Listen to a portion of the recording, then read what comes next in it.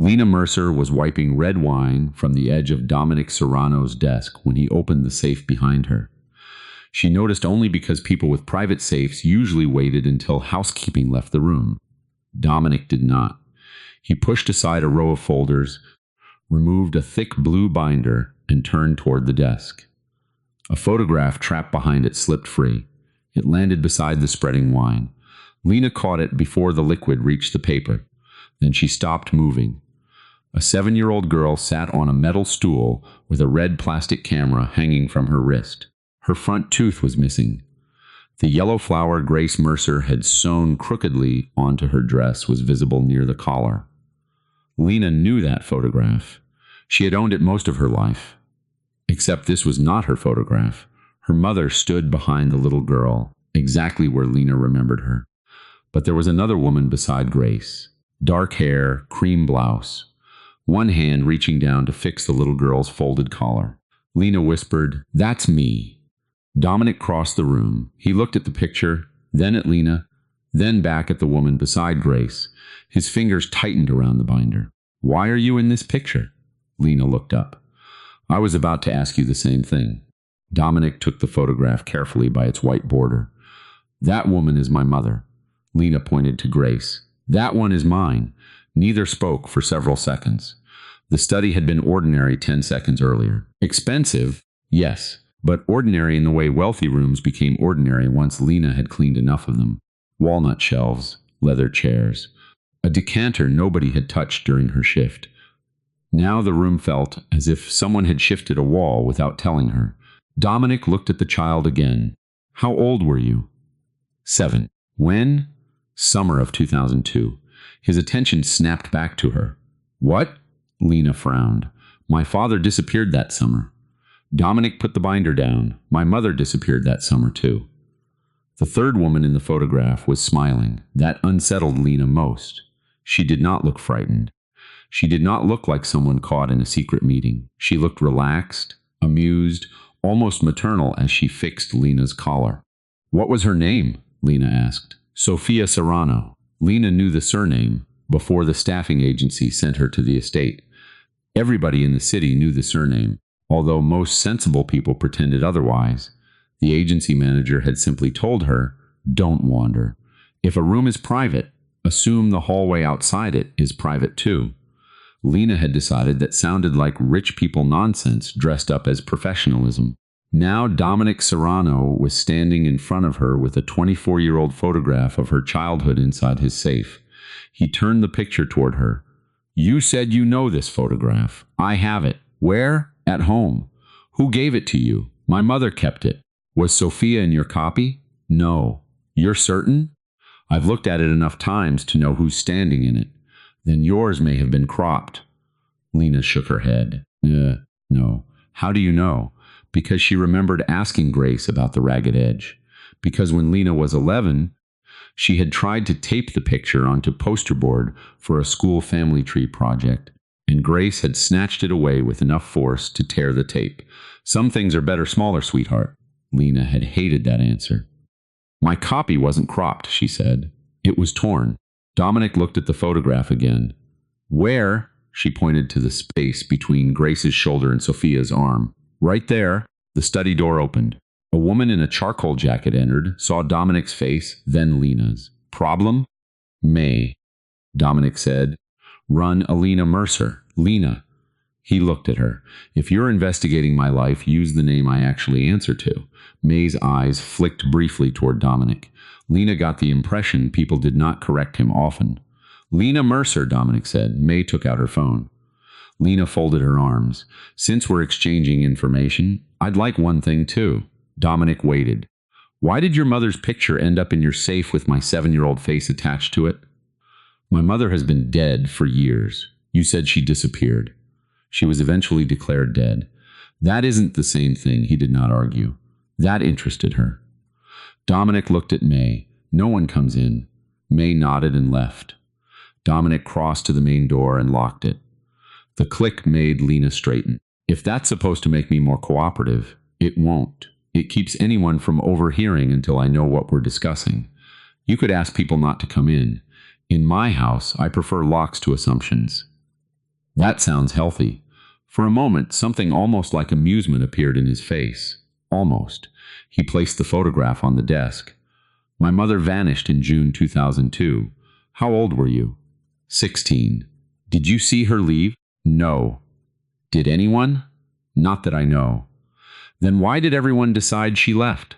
Dominic looked at the photograph. My father believed she was involved with another man. Lena felt pressure build behind her ribs. Who? His eyes lifted to hers. Nathan Mercer. She laughed once, not because it was funny. My father, I assumed. My mother never mentioned your family. My father said Sophia and Nathan were meeting secretly. My father worked for the county. He was a title examiner. Lena stared at him. You knew that. I knew what I was told. That isn't an answer. No, his refusal to pretend otherwise irritated her less than it should have. Dominic said, Your copy, bring it tomorrow.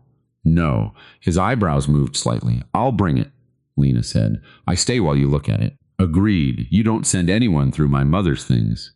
That depends on what we find. No, it doesn't. He studied her. My mother is dead, she continued. Her belongings are mine now. Whatever your family does when people say no, I'm saying it anyway. Several seconds passed. Then Dominic nodded. You remain present. Lena had expected an argument. The immediate agreement made her more cautious, not less. She glanced at the clock. 8:17. I need to go. Dominic looked toward her cleaning cart. Now? My storage office closes at 9. You're worried about a storage unit? Some of us still have bills when family conspiracies appear. I can have it handled. No. Why? Because then I owe you. The answer seemed to surprise him. Lena pushed the cart toward the door. 8:30 tomorrow. At your apartment? You know where I live now, apparently. May opened the door from the other side. Lena walked out before Dominic could respond. 2 black vehicles pulled up outside Lena's apartment building at 8:27 the next morning. She watched from behind her kitchen curtain. Subtle. Dominic got out alone. May remained in the front vehicle. That was apparently his version of compromise. When Lena opened the door, Dominic glanced through the narrow apartment once. Not judgmentally, accurately. Unopened mail beside the microwave. 2 housekeeping uniforms folded over a chair. An old flatbed scanner beside a digital restoration tablet. A temporary agency schedule pinned to the refrigerator. You restore photographs? He asked. Sometimes. I thought you were a housekeeper. I thought you were a property developer. He looked at her. Fair. Lena opened the cabinet above the refrigerator and removed a dented blue recipe tin. Inside were index cards in Grace's handwriting. 2 dead batteries Lena still had no explanation for. A silver saint, Christopher medal, and a protective sleeve. She removed the photograph. Dominic stepped closer. May I? The question caught her off guard. She handed it to him. He removed his own copy from an envelope inside his coat. They placed them side by side. The images aligned perfectly. Same stool, same shadows, same expression on Grace's face. Then Lena's copy stopped in a rough vertical line. Dominic's continued. Sophia stood there smiling. Her hand was caught in motion, fixing Lena's collar. Lena traced the air above the torn edge. My mother did this. It could have happened accidentally. No, you can't. No, look at the tear. 1 pull. No water damage. No fold. She kept the rest flat for 24 years. Dominic turned both photographs over. Faded blue numbers appeared on the backs. 214-3. Dominic's ended in 4. Lena leaned closer. They were printed together. How do you know? My mother worked at a photo shop. Ortiz. She looked up. How did you? He pointed to the complete image. Behind the women, part of a striped awning appeared. Only 5 letters were readable. Ortiz. Lena sat down. Ortiz photo and copy. You remember it? I practically grew up there. Owner, Caleb Ortiz. Alive? As far as I know. Dominic reached for his phone. Don't. He stopped. You are not sending people to kick in the door of a retired photographer. I was going to find an address. Your face says invasion. My face says very little. That may be the problem. One corner of his mouth moved. Barely. Lena looked again at Sophia. Why did your father keep this? I don't know. You must have had some explanation. Dominic was quiet. My father believed Sophia and Nathan weren't only meeting about business. An affair. Yes. My mother waited for Nathan. You know that. She never remarried. For years, if the phone rang late, she looked at it before she answered like she thought it might be him. People wait for people who betrayed them. You would know? The question escaped before Lena could stop it. Dominic looked at Sophia's smiling face. Yes. Lena regretted asking. He returned his photograph to the envelope. There is someone I want you to meet. Why? He knew my mother. My father. Apparently yours too. Name? Elias Vane. Do you trust him? Dominic answered without hesitation. Yes. The speed of the answer bothered her. Vane entered the Serrano breakfast room, carrying 3 binders and talking before he fully looked up. The engineering review has been moved forward. If we want Pier 19 funded Friday, the release certifications need. He saw Lena. His sentence continued. His hand did not. The page beneath his finger stayed half-turned. Dominic gestured toward her. Elias, Lena Mercer. Vane looked at her. Mercer? Yes, Nathan Mercer's daughter. Vane placed the binders on the table. How interesting. Lena watched him. He did not ask who Nathan was. Dominic placed the photograph beside the folders. You've seen this? Vane adjusted his glasses. Sophia. Who are the other people? I couldn't say. My mother, Lena said. Grace Mercer. Then perhaps Sophia knew her socially. My mother worked at Ortiz Photo. Sophia knew many people. Did she know Nathan? Vane looked at Lena. Your father came to Carlo's attention during a difficult period. What does that mean? It means old events rarely remain as simple as people remember them. That was impressive. You avoided answering without technically refusing. Dominic said, Elias. Vane sighed. Carlo believed Sophia was meeting Nathan Mercer without his knowledge. Why? There were financial concerns, property concerns. Mercer had access to records involving Serrano Holdings. He was a title examiner, Lena said. Accessing property records was his job, yes. So what made it criminal? I didn't say his job was criminal. You said my father came to Carlo's attention. Because Sophia was seeing him privately. Lena studied Vane's face. No panic. No obvious guilt. Only irritation at being forced to revisit something he considered settled. Dominic asked, What property? I don't remember every detail from 24 years ago. You remembered Nathan's name after you said it. Lena leaned forward. You never asked who he was. Vane looked at her. Dominic, said Mercer. You paused. Then he said Nathan, and you called it interesting. You never asked why Nathan mattered. For the first time, Vane's patience looked deliberate. I served this family for 37 years.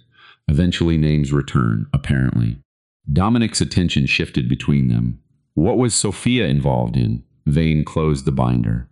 Dominic, Pier 19 closes this week, reopening your mother's disappearance because a temporary employee found an old photograph is not a neutral choice. She's standing here. I can see that. You called her a temporary employee. That is what she is, Lena said, and yet apparently I'm important enough to threaten a property closing. Vane ignored her. You may discover things you preferred not to know, Dominic said. That's my decision. Yes. Vane picked up the folders. My advice remains the same. Be certain the question is worth what the answer costs. After he left, Lena stared at the door. He knew. He worked for my father. You asked if he remembered Nathan. He avoided saying yes until I challenged him. That proves he remembers a name. I didn't say it proves anything. Dominic poured coffee. You read people aggressively. I cleaned hotel rooms for years. He looked at her. That explains this. People forget staff are present. You learn who hides liquor before checkout, which couple fought all night, who says a watch was stolen when the watch is under the other pillow.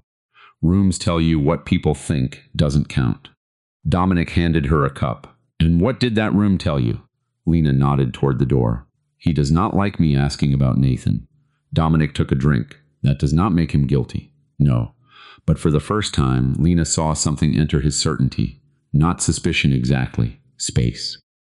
That afternoon, May accompanied Lena to Southline Storage.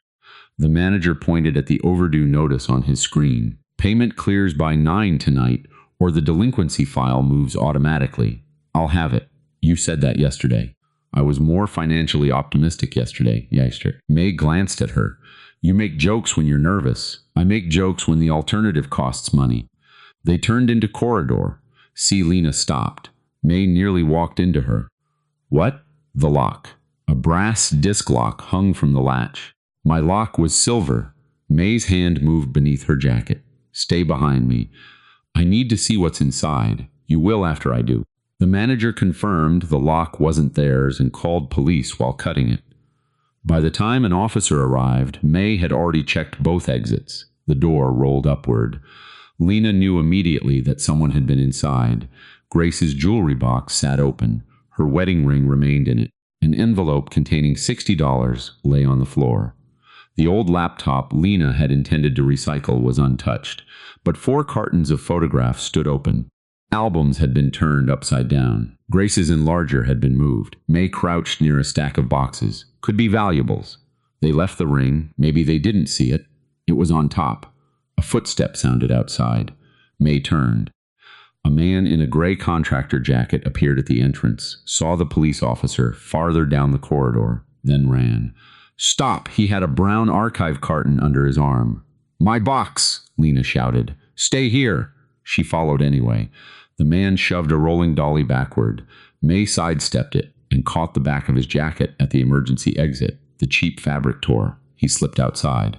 A motorcycle started beyond the fence. By the time the officer reached the lot, the rider was disappearing onto the access road.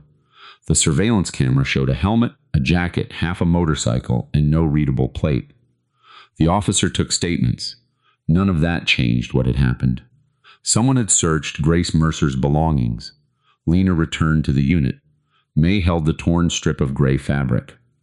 What was in the carton? Christmas decorations. May looked at her. He took the wrong box. They all looked the same. Lena studied the floor. Dust showed clean rectangles where things had been shifted. Grace's enlarger lay on its side. Lena crouched. She remembered being 9 and trying to unscrew the base because something rattled inside. Grace had slapped her hand away. Never opened that. Lena had assumed the machine was expensive.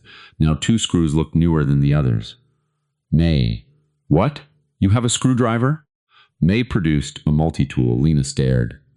Of course you do. I like solving small problems. Apparently. She removed the screws. The bottom panel shifted. Inside the hollow base lay a yellow paper sleeve. Lena pulled it free.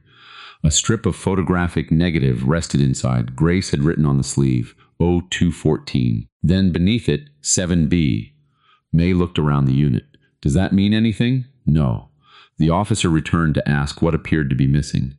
Lena looked at the untouched cash. The wedding ring. The open photograph cartons. He wasn't robbing me. May nodded. He was searching. Lena shook her head. No. What? He was editing me. Caleb Ortiz opened his apartment door 3 inches. Lena, hi Caleb. The beginning of a smile disappeared when he saw Dominic behind her. No. Dominic said, Mr. Ortiz, I don't know anything. Lena put one hand against the door before Caleb closed it. That sounds like knowing something. Go home. I tried. Somebody broke into my mother's storage unit. Caleb's face changed. Lena showed him her torn photograph. Dominic produced the full copy. Caleb looked at Sophia. Oh, Grace, you took it, Lena said. Caleb closed his eyes, then opened the door. The old shop below his apartment had mostly been emptied, but the back workroom remained. Enlargers stood beneath dusty covers. Boxes of photographic paper lined the shelves. The room still smelled faintly of chemicals. Caleb sat at a scarred table. I took thousands of pictures. You remember this one. You wouldn't stop pointing that fake camera at everybody. Lena looked at 7-year-old herself.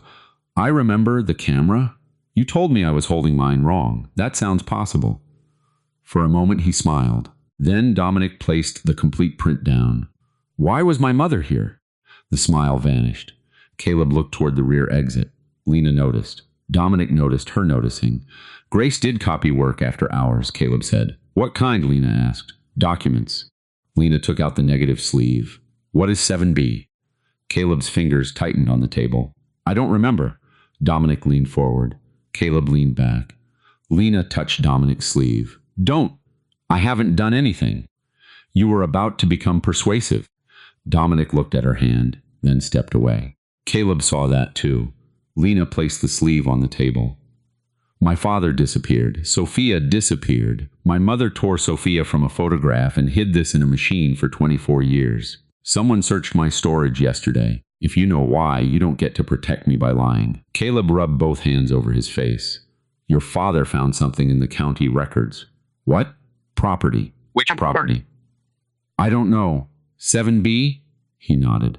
Nathan brought records to Grace because he didn't want copies made at work. Why film? Back then, photographing documents left less of a trail than running them through county machines or copy shops during business hours. And Sophia, she came to see them. Dominic said, how many times? 3, maybe 4. Was she involved with Nathan? Caleb looked at him. Not the way Carlo believed. Lena's heart beat harder. What were they doing? Trying to prove something. What? Property moving where it shouldn't. Who were they investigating? Caleb stood abruptly. Enough. Lena blocked his path. Caleb. I said enough. No, you have spent 24 years saying enough to remain afraid. His expression sharpened. You weren't there. No, I was 7. That is exactly the point. Lena lowered her voice. Then tell me what my parents were trying to keep me from. Caleb stared at the photograph. Your father didn't run away with Mrs. Serrano. The county archive smelled of old carpet, warm electronics, and paper. May handled the formal request. Dominic somehow made the request move faster. Nobody explained why the supervisor who had told May certified archival pulls required 48 hours appeared 12 minutes later carrying gloves and apologizing. Lena looked at Dominic. Don't. I haven't said anything. You were going to. I was admiring government efficiency. You sound disappointed. Parcel 7B was a narrow industrial strip attached to the larger Pier 19 waterfront. Lena pointed to it. People disappeared over that? May shook her head. Not because it was large, because of what it controlled. Dominic traced the map. Access, easements, release rights.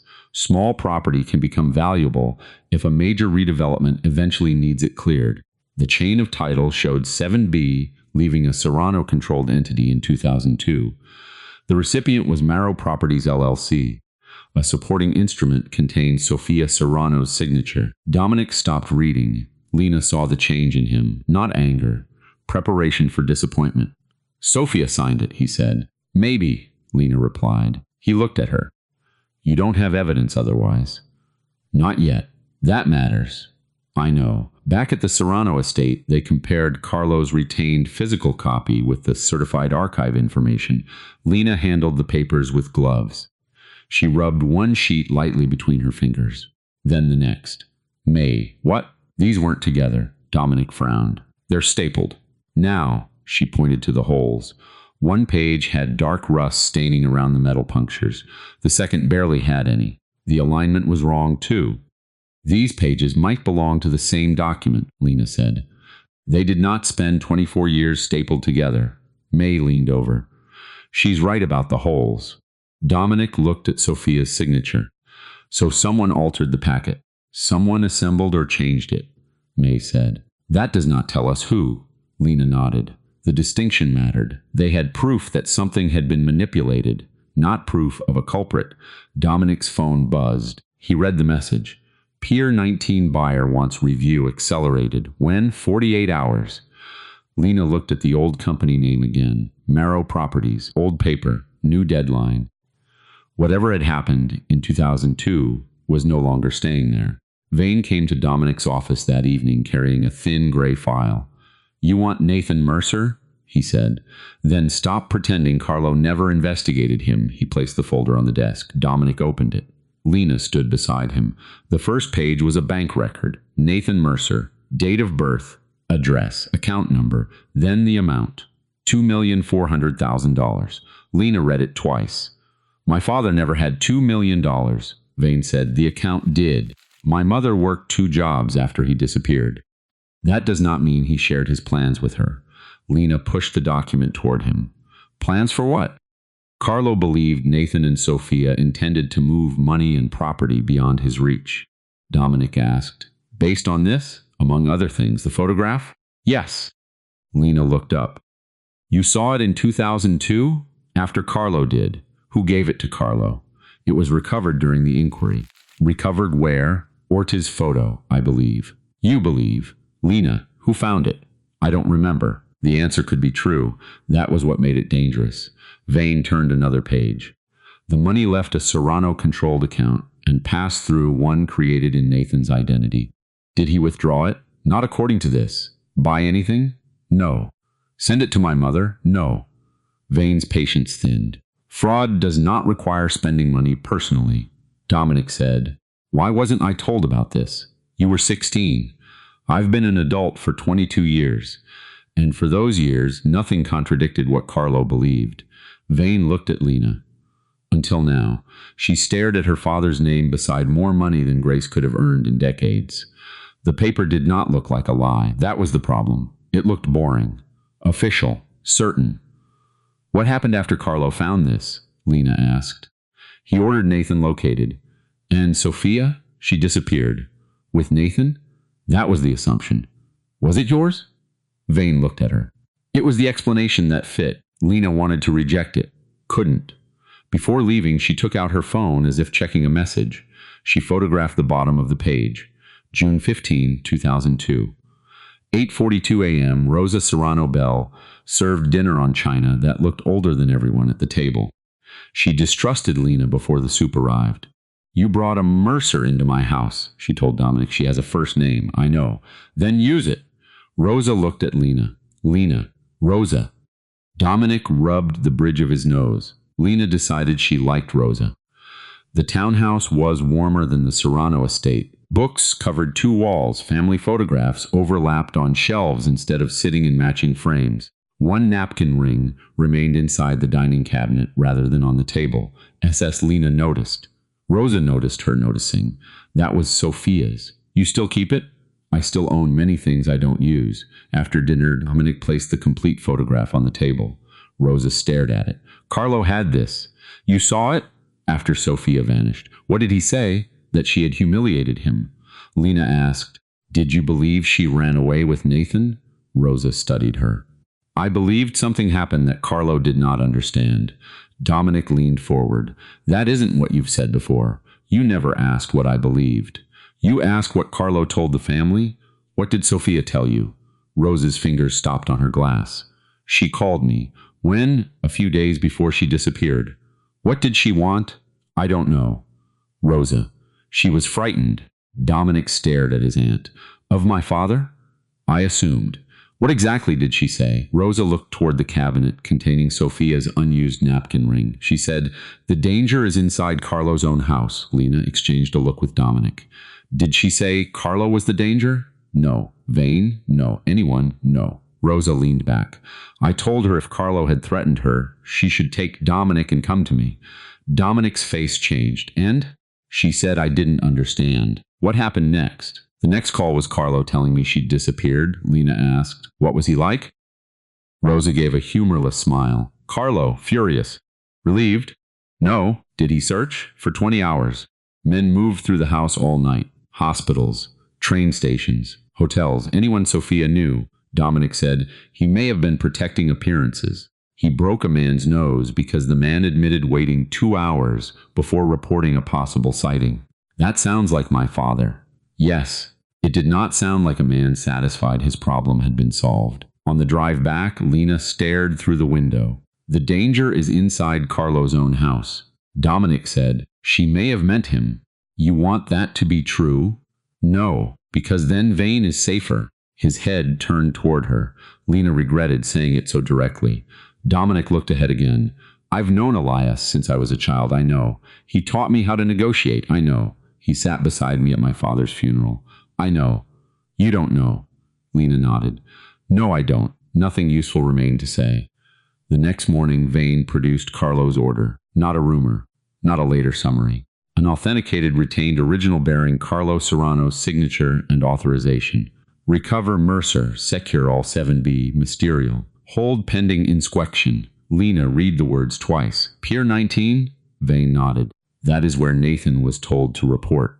Dominic looked at him. Who went after him? Security people working for your father. Names. Some are dead. I can identify others. Did Carlo order Nathan killed? Not on that document. That was not my question. Vane's expression tightened. I never saw an execution order. But Nathan disappeared. Yes. And Sophia disappeared. Yes. And Carlos spent the rest of his life saying they betrayed him. Yes, Lena stared at the signature. Grace may have seen this. Maybe Sophia had shown her. Maybe Grace had spent 24 years believing exactly what Lena was beginning to believe now. Carlos Serrano had signed an order directing men to take Nathan Mercer. Suddenly, Grace's terror no longer required explanation. Dominic said, "Why didn't you give this to me years ago?" What would it have changed? My understanding of my father. Carlo was dead. Sophia was dead. Mercer was gone. You were rebuilding an organization that had spent years tearing itself apart. So you decided for me. Vane's gaze hardened. I protected you from a dead problem. Lena said, "Dead problems don't usually break into storage units." Vane looked at her. You have no evidence connecting that incident to this family. I have a police report, open photo boxes, and film my mother hid for 24 years. Which proves nothing yet. Dominic's attention moved between them. Vane gathered his folders. Pier 19 closes in 2 days. If you halt a 9-figure redevelopment because a woman you met this week believes her father was misunderstood, you will answer for that decision long after she returns to whatever assignment the agency sends next. Dominic stood. Leave. Vane stayed still for 1 beat, then obeyed. Lena looked down at Carlo's order. Whatever else happened, your father sent people after mine. Yes, you understand why Grace ran. Yes, you understand why I don't trust this family. Yes, she collected her copies. I'll keep investigating. I know. With you or without you. Dominic looked at her, then stepped aside from the door. You have the copies. She paused. That's it? What would you prefer? I don't know, neither do I. Lena left. At 11:43 that night, she called him. Come here. He arrived 20 minutes later. 1 car this time. May stayed outside. Lena had cleared the living room floor. 4 pieces of evidence lay in a row. Dominic removed his coat. What? Tell me the sequence. Which sequence? When did Carlo first learn Nathan existed? The 16th. From what? Household security records. Vane arrived that evening with material involving Sophia and Nathan Mercer. When did Carlo sign the order? 17th. When did the money move? Dominic looked down. June 15. 8:42 a.m. He said nothing. Lena pointed. The money supposedly proved my father betrayed Carlo. Yes. But Carlo didn't know my father's name until the next day. Dominic crouched and checked every date himself. Then again, Lena moved the bank record backward in the sequence. That account was already being used to make Nathan look guilty before Carlo knew there was anything to punish. Dominic looked at her. Unless Carlo knew earlier, then why does every retained timeline say Vane introduced the name on the 16th? Why does your father's first written order naming Mercer come afterward? Why did Vane say the photograph convinced him? Dominic stared at the papers. The story is backward. Yes, someone constructed the betrayal first, and Carlo reacted second. He sat down on the floor. For the first time, Lena saw him look tired in a way money could not fix. Not physically tired, structurally tired, like some internal wall had begun to crack. Who knew Nathan was investigating 7B? Lena asked. Someone inside the property structure. Who had Nathan's personal information? Anyone using investigators with enough access. Who had access to Serrano money? A limited number of people. Who knew Sophia was meeting him? Anyone watching her. Their eyes moved to the photograph. Dominic said, Vane brought it to Carlo. He also recognized Nathan's name before you explained it. That proves suspicion, not guilt. I know. For a while, neither spoke. Then Dominic said, I owe you an apology. For? The bank record. You didn't make it. I wanted it to explain everything. Lena looked at him. Why would you want that? Because if Nathan stole the money and Sophia chose him, then the last 24 years remain intact. That sounds miserable. Certainty often is. Lena sat against the couch. My mother used to defend Nathan while telling me he'd left. What did she say? That people could fail you without becoming monsters. Did you believe her? No. Why? I was 12. Dominic smiled faintly. My father had a simpler philosophy. What? Loyalty is what people give you when leaving costs more. Lena stared at him. You believe that? I was 16. And now? He looked at the documents surrounding him.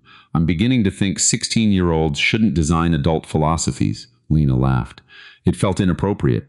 That was probably why she needed it. Dominic's attention moved to her torn photograph. Why did you keep it? She knew what he meant. Same reason you kept yours. I never told you my reason. You didn't need to. He waited. Lena sighed. I told myself I stopped caring what happened to Nathan. Every time I moved, that picture came with me. Dominic looked at Sophia's full image. I hated mine. Because she was in it.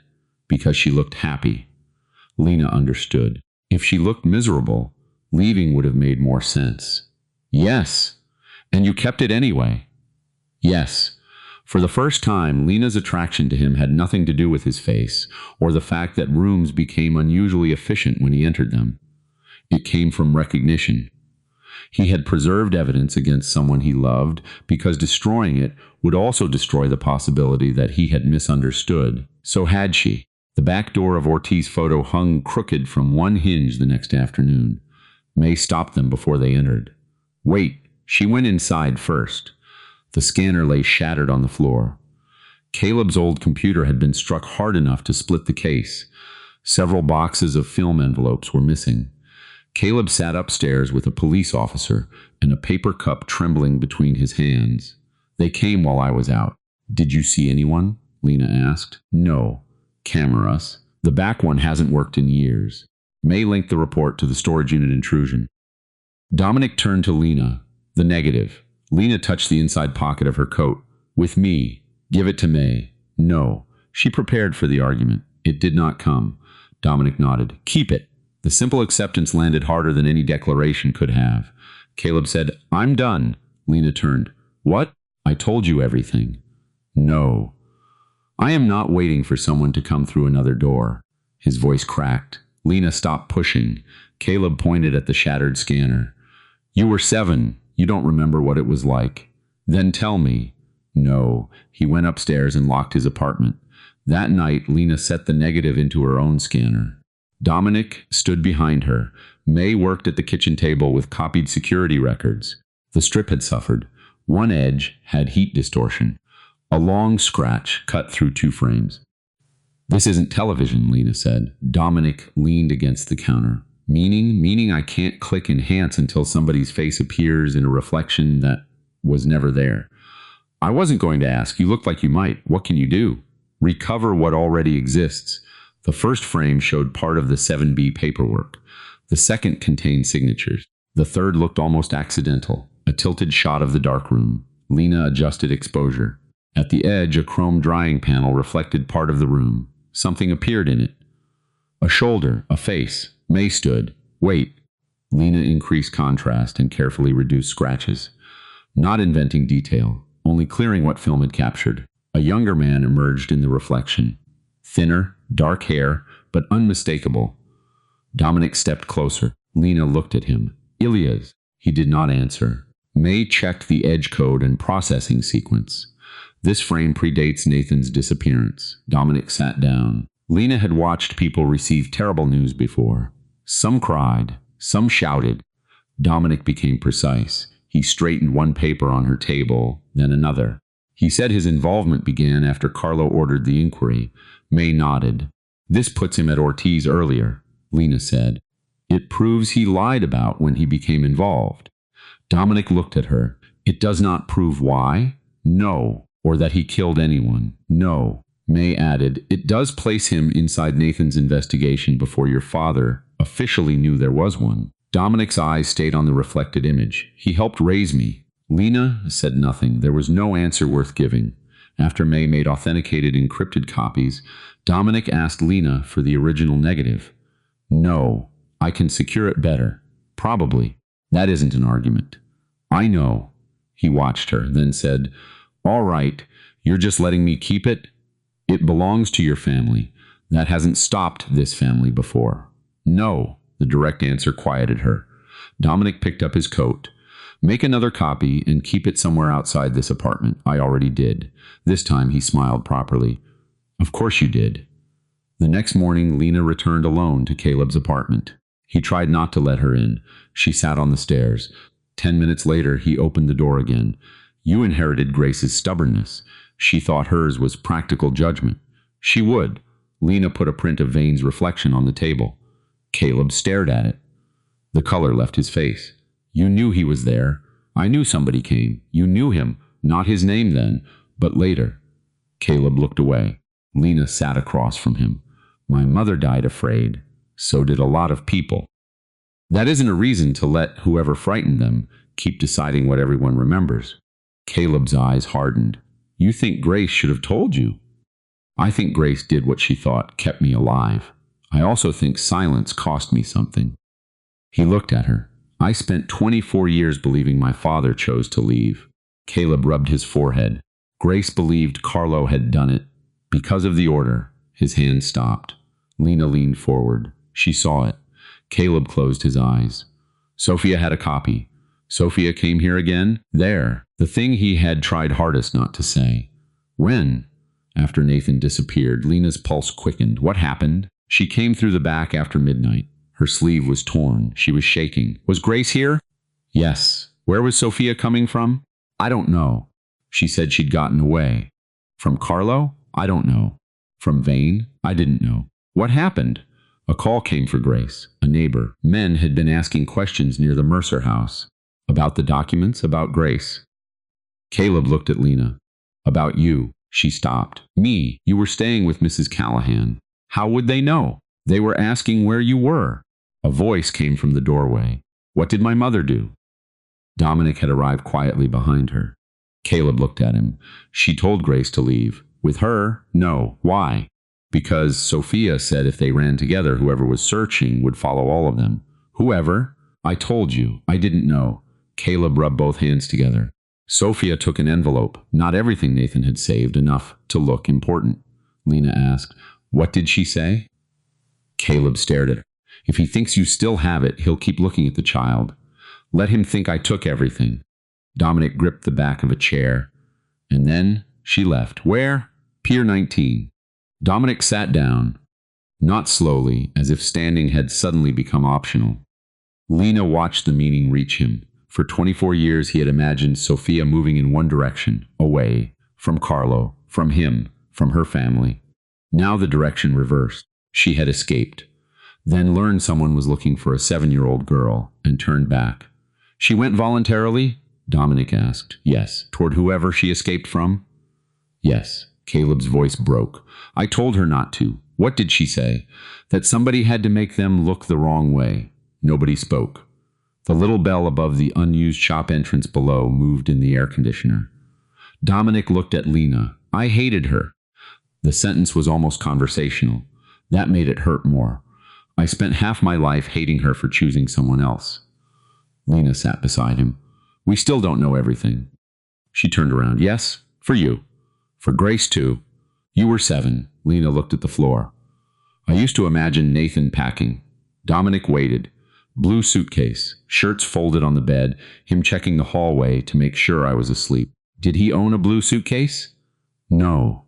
A faint smile appeared. Then why blue? I have no idea. Dominic looked at the print of Vane's reflection. I imagined my mother getting into a car with Nathan. Did anyone tell you she did? No. Brains are terrible witnesses. Yes. His hand rested on the table between them. Lena looked at it, then placed hers beside it.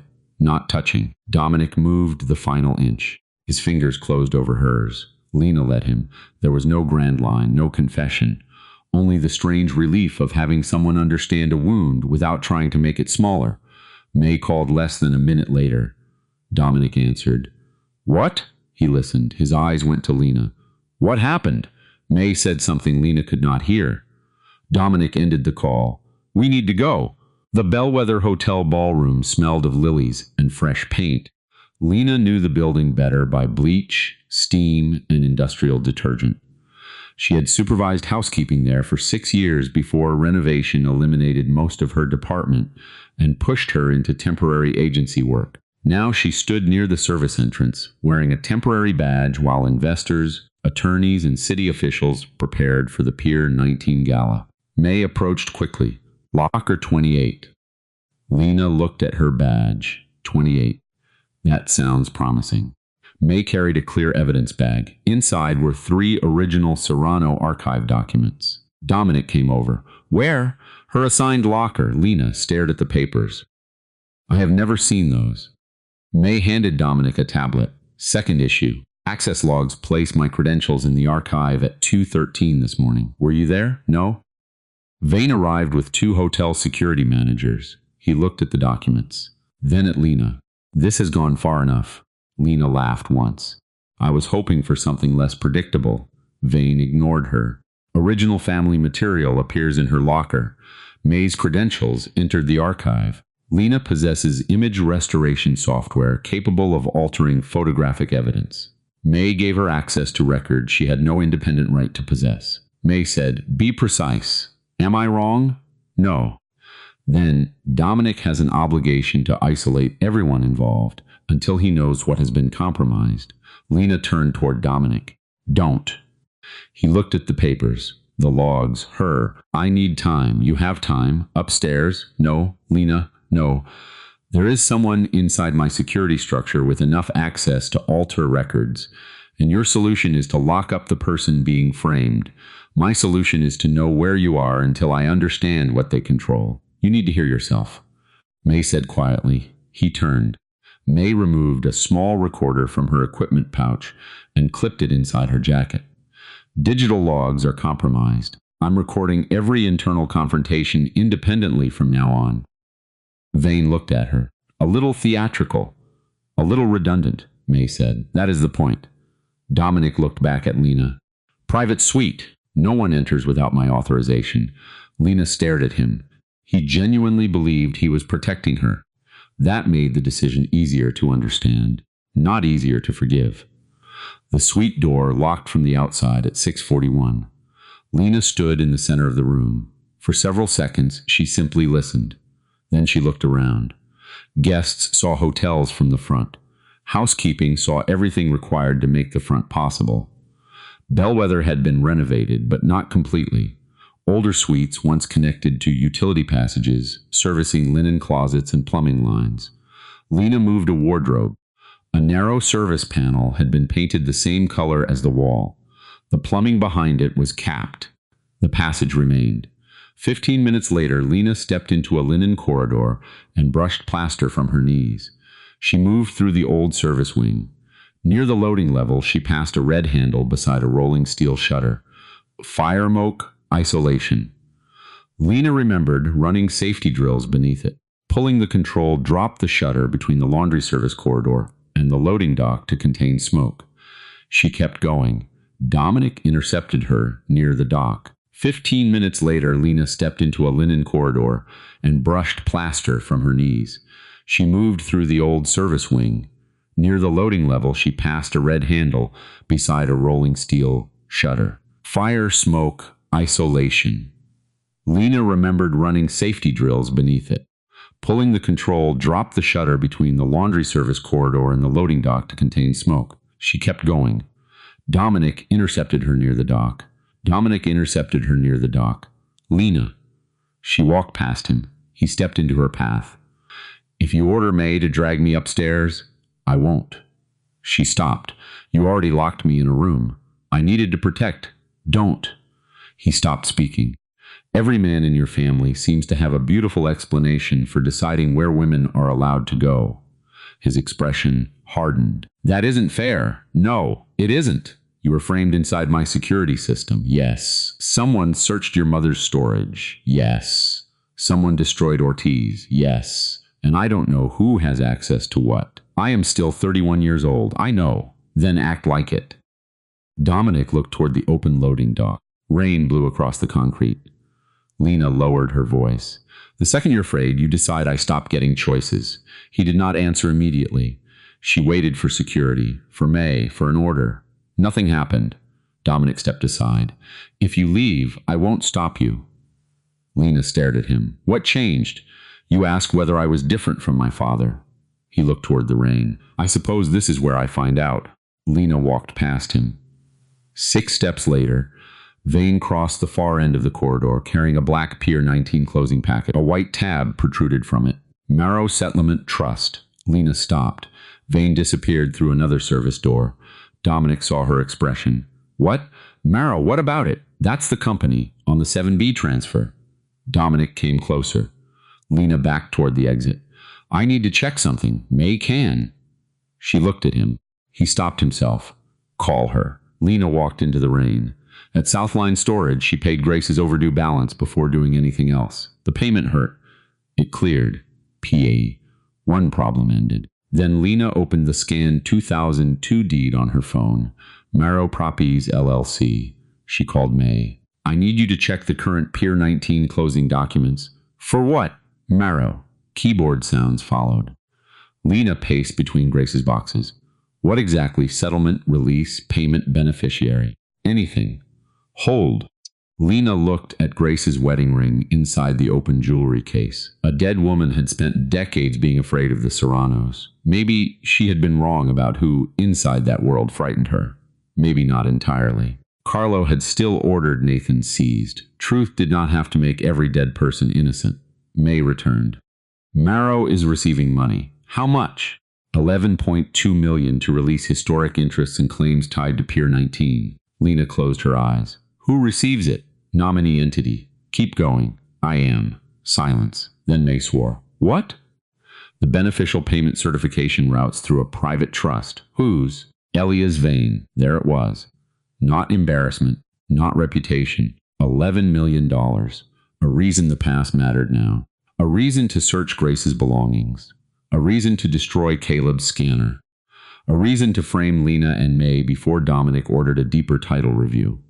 Stop the signing. Dominic already did. Lena went still. What? 7 minutes ago. He doesn't know this. No. Then why?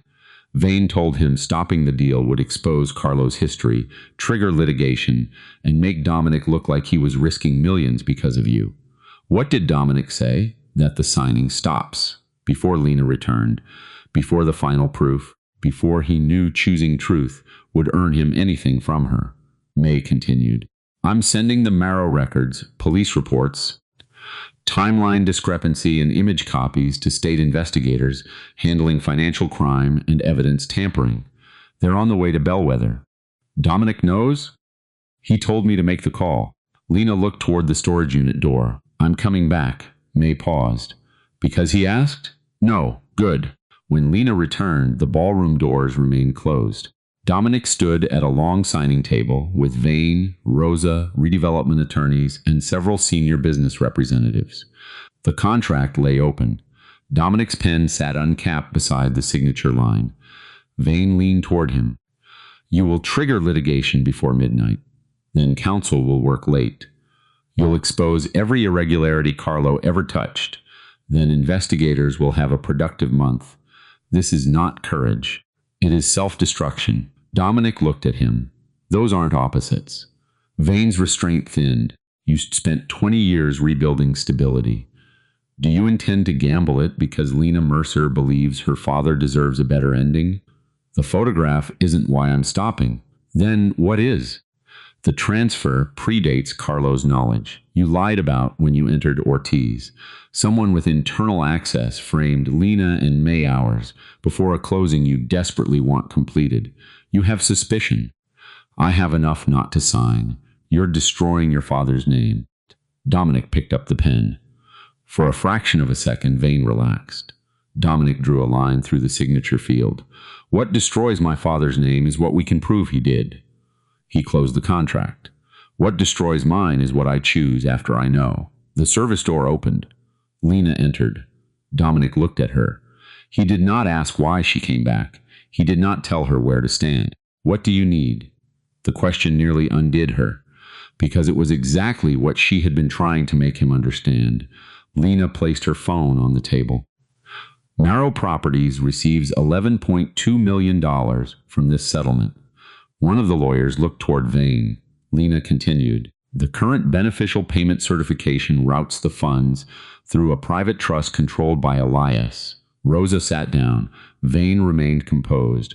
That structure is legal. May entered. State investigators can decide. His eyes moved to the recorder clipped inside her jacket. You contacted them. Yes. When? When the evidence became actionable, one redevelopment lawyer asked Elias, "Is your beneficial interest disclosed in the conflict schedule?" Vane looked at him. "It was not required." "That was not my question." For the first time, professional people in the room were no longer waiting for Vane to explain things. They were questioning him. He looked toward Dominic. "You know what happens after this?" "Yes." "You think outsiders will separate your father's crimes from yours? If they can't, I should have built something easier to defend." Vane's mouth tightened. Dominic turned to May. "Secure the original closing packet." May looked toward the table, then stopped. The black packet was gone. So was the folder containing several historical evidence copies. Vane was no longer beside the side door. May moved first. "Service exit." Lena followed. Dominic caught up. May said, "Lobby and garage." "No," Lena said. "What?" "He won't use either." "How do you know?" "If he's carrying a black closing packet through a hotel lobby full of lawyers and cameras, he deserves to get arrested." She turned toward the old laundry stairs. "Loading dock." May followed without arguing. They moved through the hotel's working skeleton, past banquet chairs stacked against a wall, past linen carts, past a humming ice machine, down a narrow staff stair where the carpet ended. Lena knew every shortcut. She had once walked the same route at 3 in the morning because a guest had flooded an entire bathroom by hanging a towel over a sprinkler. They reached the laundry service corridor. A door slammed ahead. May held up one hand. They slowed. The rolling fire shutter waited above them. Vane stepped from behind a bank of industrial machines. He held the black packet in one hand, a handgun in the other. May stopped. Dominic did too. Lena's body wanted to move backward. She forced herself to stay still. Vane pointed the gun at her. "The negative." "It isn't here." "Where is it?" "Somewhere you can't reach." Vane smiled without humor. "People have been saying that to me longer than you've been alive." Dominic stepped slightly in front of Lena. The gun moved toward him. "Don't." Dominic stopped. May's hand stayed visible. The recorder remained clipped beneath her jacket. Vane looked at Dominic. "You should have signed." "For 11 million? You think this is about 11 million? Dominic said nothing. Vane's control finally began to crack. "I spent 37 years building structures this family barely understood. Your father shouted, threatened people, and collected loyalty. I fixed the tax problems. I cleaned the property chains. I built the companies that made him rich. So you stole from him." "I corrected ownership," Lena said. Nathan noticed. Vane looked at her. Hatred entered his face for the first time. Not hatred of Lena, hatred of the name. "Your father should have accepted the offer." Dominic's eyes narrowed. "What offer?" Vane realized the mistake. Too late. Lena stared. No document had ever mentioned an offer. Caleb never mentioned one. Carlo's order never mentioned one. Vane moved the gun slightly. Dominic said, "What did you offer, Nathan?" Vane's mouth tightened. "Enough." "Enough for what?" "To stop pretending a set of property records mattered more than his family." Lena's voice shook. "You offered him money to leave." Vane looked at her. He was offered money and a way out. The blue suitcase Lena had imagined since childhood appeared in her head. But now someone else was offering it. Not Nathan choosing it, Nathan refusing it. "What did he say?" she asked. "He decided principle was worth more than survival." Lena swallowed. "You killed him. He made his choice." "That isn't an answer. It is the only one he left me." Dominic's hand closed once at his side. "And Sophia?" Vane looked at him. "You have already survived without that answer. Give it to me." "You think she was noble?" Dominic did not move. Vane's voice sharpened. "She was foolish," Lena said. "She escaped you." His eyes snapped toward her. For a few hours, Dominic stared. Vane continued before he realized how much he was saying. She could have left the city. Instead, she heard Grace was being watched and decided she could turn herself into some grand distraction. Lena felt something inside her settle. Not peace. Certainty. "Caleb never told us who she was running from." Vane stopped. May said nothing. The recorder kept working. Lena continued. "He only knew she came back after somebody asked about me." Vane's eyes shifted. Dominic's voice was quiet. "You were there." Vane said nothing. "You knew she escaped." Silence. "You knew why she returned." Vane's grip tightened around the gun. Dominic looked at him. My mother did not leave me. Vane gave a bitter laugh. She left your father. That was not what I said. For the first time since the photograph fell from the safe, Dominic sounded absolutely certain about Sophia. Vane looked away. Lena asked, "How did Carlo get the photograph?" Vane stared at her. No, I know somebody took the Ortiz spare. Caleb made 3 prints. Grace had one. Sophia had one. The shop kept one. Vane's eyes went to the black packet in his hand. Lena continued, "You brought Carlo the picture the 16th. Dominic said, 'Did you take it from Ortiz?'" Vane did not answer. Dominic took one slow step forward. The gun rose. "Stop." He stopped. Vane's mouth twisted. The photograph was useful. Lena felt anger rise. It showed nothing. Exactly, she stared at him. Vane said, "People believe neutral evidence more easily." Sophia standing beside Grace, the Mercer child. Nathan's name attached to missing money. Carlo supplied the rest himself. Dominic looked as if Vane had struck him. "You used my mother's photograph to convince my father she betrayed him. I used what worked, and then you spent 24 years helping me believe it." Vane's expression changed, almost pity. "You needed an explanation. You gave me yours. I gave you one that allowed you to function." Dominic laughed once, a hard, disbelieving sound. "You killed my mother and then helped raise me through the grief." May said, "Dominic, not a warning. A reminder, the case already existed. The June 15th transfer, Marrow, the altered property packet, Vane inside Ortiz before his claimed involvement. The current trust, the frame-up, the sabotage, police reports, and May's recorder." Vane's words were not the whole case. They were the final pieces explaining what the documents could not. Vane started backing toward the loading exit. "Move." May did not. The gun pointed toward her. "Move." Lena looked past him. He had crossed the painted threshold beneath the rolling fire shutter. Her eyes moved to the manual control. Vane noticed. "Don't!" Lena grabbed the handle. The alarm erupted. The steel shutter dropped behind Vane. He spun. The black packet slipped from his arm. May lunged. The gun fired. The shot struck concrete near the wall. Dominic shoved Lena behind a steel laundry cart. May caught Vane's wrist. He drove his elbow into her cheek. She stumbled. Vane reached for the fallen packet. Lena shoved the laundry cart forward. The metal corner caught his knee. He went down hard. May hit him from the side before he recovered. They crashed into a folding table. Dominic moved in. Vane swung the handgun at him. The metal struck Dominic near the temple. Dominic dropped to one knee. May kicked Vane's wrist. The gun skidded across the floor. Dominic reached it first. Vane stopped struggling. May forced one arm behind his back. Lena stood several feet away, gripping the laundry cart. Dominic rose. Blood ran from a cut near his hairline. The gun pointed at Elias Vane. The corridor became suddenly simple. Vane on the floor, May restraining him. Dominic holding the weapon. For 24 years, Vane had taught Dominic what betrayal meant, what loyalty meant, what power meant. Now he looked up and smiled. "There you are." Dominic did not answer. "Carlo's son." The smile was almost relieved. This ending made sense to him. A betrayal answered privately, a body removed, a story controlled, another secret sealed inside the family. Dominic's finger rested along the frame of the gun. Then he lowered it. Vane's smile disappeared. "No," Dominic said. "That's the man you raised." Sirens sounded outside the loading dock. Heavy footsteps followed. State investigators appeared beneath the partly raised emergency shutter, with hotel security behind them. Vane looked toward the uniforms, then back at Dominic.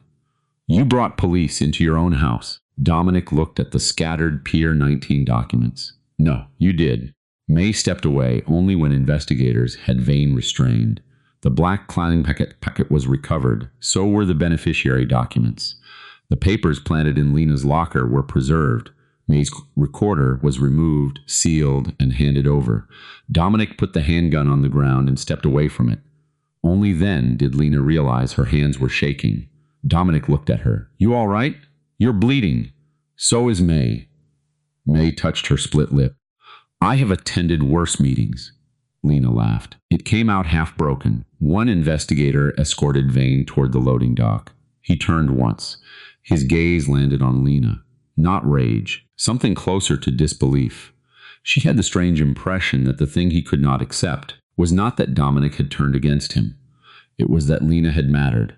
A housekeeper, a woman whose job existed, mostly because people stopped noticing her when she entered rooms. Nathan had noticed paperwork nobody else thought mattered. Grace had hidden evidence inside a machine nobody thought mattered. Sophia had protected a child Vane thought could be used as leverage, and Lena had spent her adult life learning to notice what people displaced, touched, overlooked, and left behind. Vane had lost to a collection of things he considered too small to count. 3 weeks later, investigators recovered physical evidence beneath an old service section of Pier 19. Dominic told Lena in person. He did not describe the recovery in detail. He did not need to. Enough was found to establish that Sophia Serrano had died there. Additional evidence tied Nathan's final movements to the same location. The later discoveries confirmed what Lena and Dominic already understood.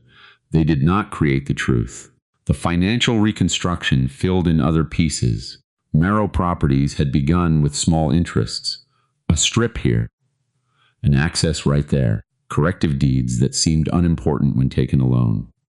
Nathan had noticed because Parcel 7B contained a legal description that contradicted an earlier filing. One of the corrective documents carried Sophia's signature. Nathan contacted her because her ownership interests were affected. Sophia initially wondered whether Carlo himself had moved property without telling her. Nathan showed her enough inconsistencies to make that unlikely. The suspicious paperwork repeatedly passed through Vane's office. Grace helped Nathan photograph selected documents after hours at Ortiz because he did not trust official copy channels. On June 14th, Lena happened to be there because the sitter canceled. Caleb had taken the childhood photograph during a break. Nothing secret happened in that moment. Lena annoyed everyone with her toy camera.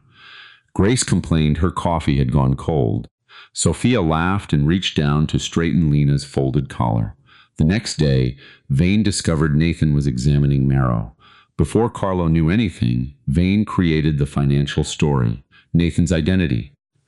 $2.4 million. A theft that existed before the victim supposedly committed it. On June 16th, someone searched Ortiz. The spare photograph disappeared. Vane brought it to Carlo that evening. The picture was not evidence. It became evidence because Vane paired it with the financial lie and let Carlo's jealousy interpret the rest. Carlo ordered Nathan located, and the 7B material recovered. That part was real. Carlo was not innocent.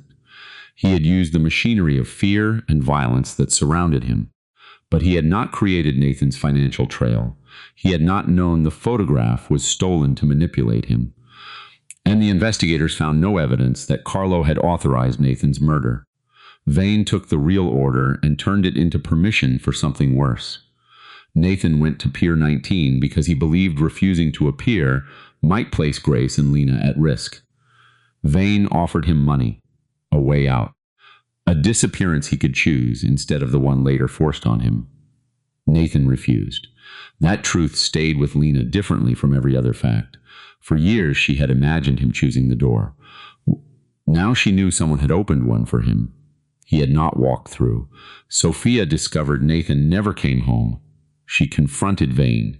He showed her Carlo's real authorization and allowed her to believe Carlo had sanctioned everything. Sophia escaped. Grace hid her. Then someone began asking where Lena was staying. So Sophia made one final decision. She took an envelope of copies, enough to look important. She made Vane believe she possessed everything Nathan had saved. Then she moved away from Grace, away from Lena, toward Pier 19. The thing Dominic had spent half his life hating her for was the opposite of what she had done. She had not chosen another family over him. She had reached temporary safety and given it up because a child was being used to find someone else. Grace saw only pieces. Nathan was gone. Sophia was terrified. Carlo's signature appeared on the order that sent men after Nathan. Grace concluded the Serranos themselves had destroyed her husband. She took Lena and left the city.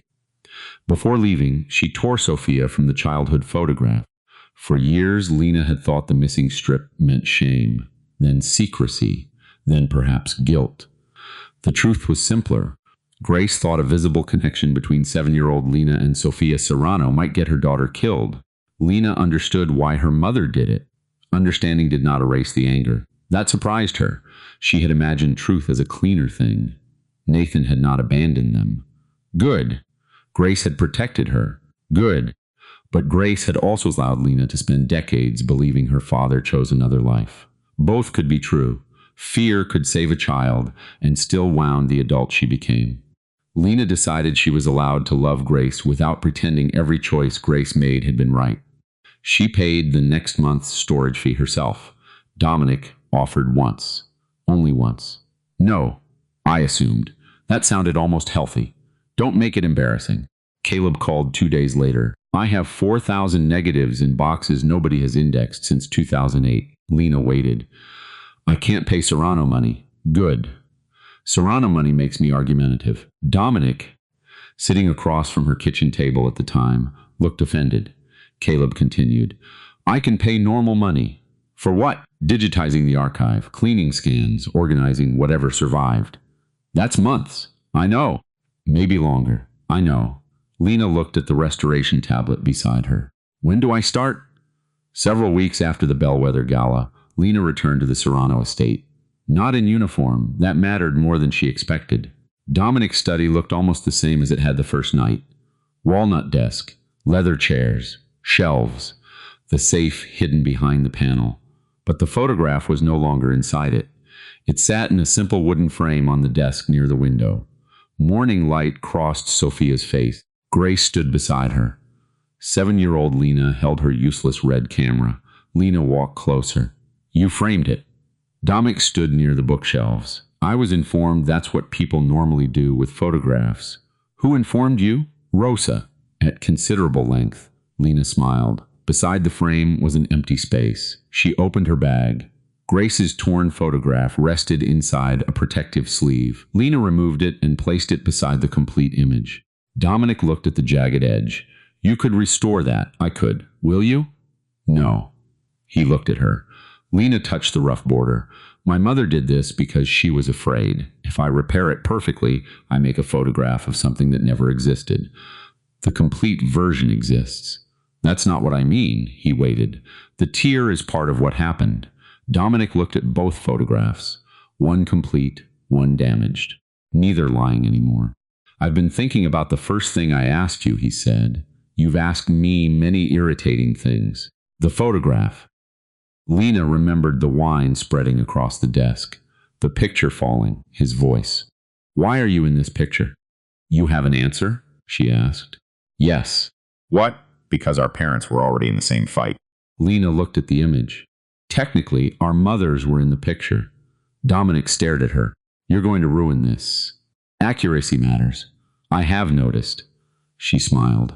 He stepped closer, not enough to trap her, close enough that the remaining distance became hers to decide. I want to ask you something unrelated to murder, forged deeds, or 24-year-old property fraud. That narrows the category. Dinner. She blinked. Dinner. With me. We've eaten together. We've interrogated people near food. Rosa served very good soup. This would be different. How? No documents. Ambitious. No one working. Suspicious. No guns. Lena looked toward the hallway. May object. I wasn't planning to invite May. From somewhere outside the study, May called, Thank you. Lena laughed. Dominic did too. It changed his face when he laughed without restraint. She realized she had been waiting to see that. Not Dominic Serrano, the man people obeyed because refusing carried consequences. Not Carlo's son, not Vane's student. Just Dominic. A man who had spent most of his life believing loyalty was safest when leaving became difficult. He was not making leaving difficult now. The study door stood open. Lena no longer worked for him. Her storage unit was paid. Caleb's archive job belonged to her. She owed Dominic no money, no protection, no future. Whatever she chose could actually be hers. Fine, she said. His eyebrows lifted. Fine, one dinner. Where? Only if I choose the restaurant. He considered it. That sounds dangerous. You'll survive. Lena picked up her torn photograph and slid it carefully back into its sleeve. The complete version stayed where it was. On the desk, in the light, the safe behind them remained closed.